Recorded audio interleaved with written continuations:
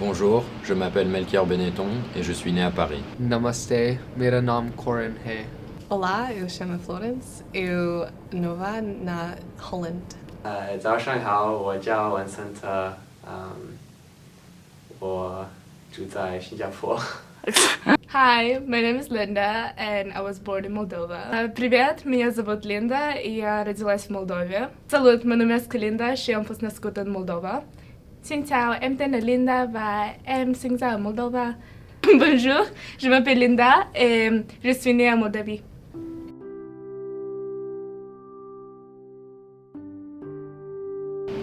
I'm from France and I was born in Paris. I can speak 2 languages fluently, Which are?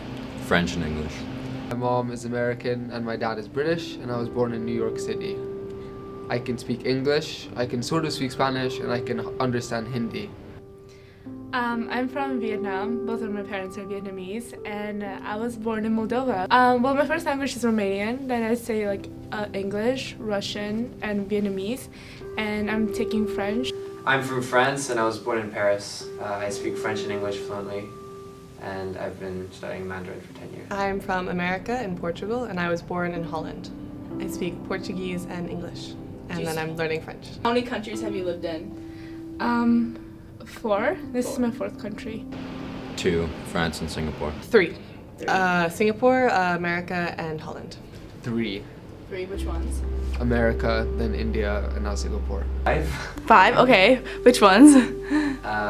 So I lived in Paris, France, and then Wisconsin, Belgium, and then China, and now Singapore. So I was born in Moldova, then I moved to France, and I lived there for 2 years, and then I moved to Vietnam for a few months, and then I moved here, to Singapore. Why do you move around so much?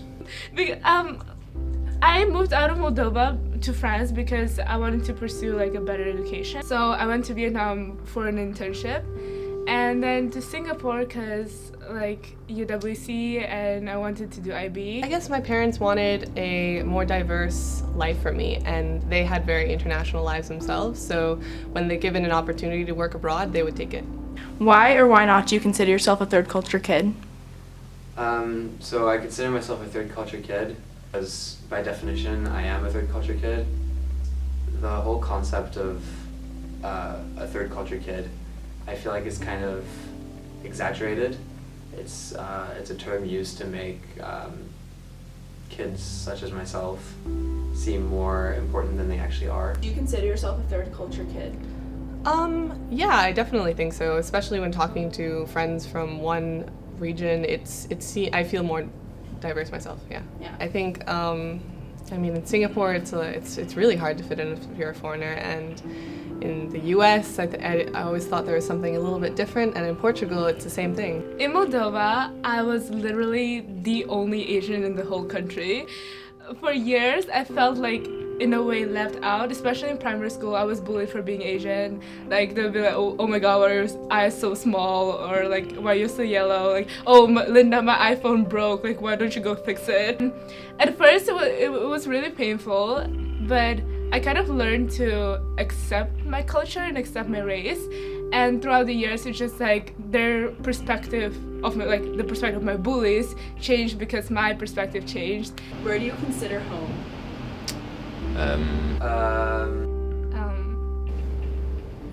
Depends how I'm feeling. If I feel like I'm missing India, then India is my home. If I feel like I'm missing the UK is my home. I think that it's hard as a third culture kid to integrate in both societies, because for example in Singapore, people often they don't really like foreigners. As much as I don't like the term third culture kids, I still feel like an important aspect of it is what I was talking about earlier, having kids be open-minded.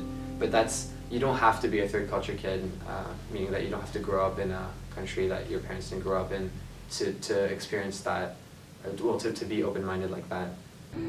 It's different when you're in an international school compared to when you're actually out in Singapore, and you get to Especially talk the to the law that uncles and the defines, aunties and yeah, definitely.